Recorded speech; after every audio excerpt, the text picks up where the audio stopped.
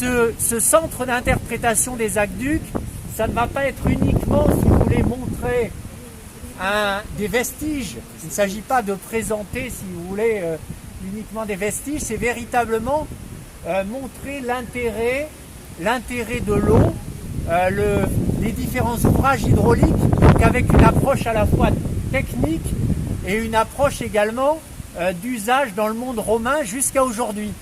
C'est-à-dire, nous prolongerons la visite dans ce centre d'interprétation jusqu'à l'usage actuel, finalement, de l'eau. Quand ils sont arrivés à Saintes, ils ont créé et qu'ils ont érigé la ville de Saintes en capitale d'Aquitaine.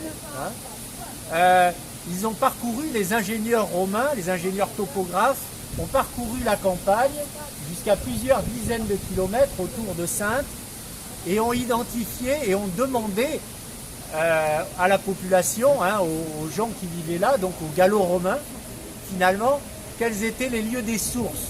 Et ces sources étaient connues, et ça on le sait, puisqu'il y a eu tout le travail réalisé par la Société historique et archéologique de Charente-Maritime, donc sous la direction de Jean-Louis Léré, que vous connaissez certainement. Et donc, si vous voulez, ils ont bien vu qu'il y avait eu une occupation, notamment sur la commune du Douai, autour de la Grand-Fond, une occupation beaucoup plus ancienne. Et donc, on avait connaissance de cette eau en profondeur, à travers des failles. Donc, les ingénieurs romains sont descendus par ces failles, ont rejoint la rivière souterraine, parce qu'il s'agissait d'une rivière souterraine. Ils ont creusé un puits, où ils ont pu, notamment au Douai, aménager une noria pour remonter l'eau. Et également, si vous voulez, ils ont aménagé ensuite et créé ce canal en souterrain, de façon à pouvoir amener l'eau jusqu'à Saintes.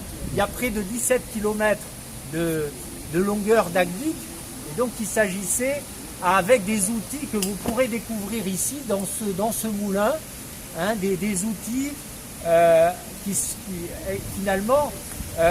permettaient aux ingénieurs romains de réussir à maintenir une pente extrêmement régulière sur plusieurs dizaines de kilomètres. Voilà. Donc la spécificité ici, c'était d'aller chercher la source, non pas en surface, mais en profondeur à plusieurs mètres.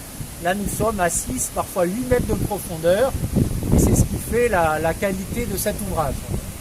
Alors, vous avez néanmoins quand même un pont aqueduc sur la commune de Fontcouverte, à Vallon-des-Arcs, mais vous aviez également un autre grand pont aqueduc qui était parmi les plus grands et qui, lui, en revanche, a été démoli. Imaginez que là, au 1er, 2e, 3e siècle après Jésus-Christ, nous avions de l'eau courante mise à disposition avec des fontaines publiques, mais également dans les thermes. Donc nous avions des bains publics, et ça c'était un niveau de confort également exceptionnel. Voilà.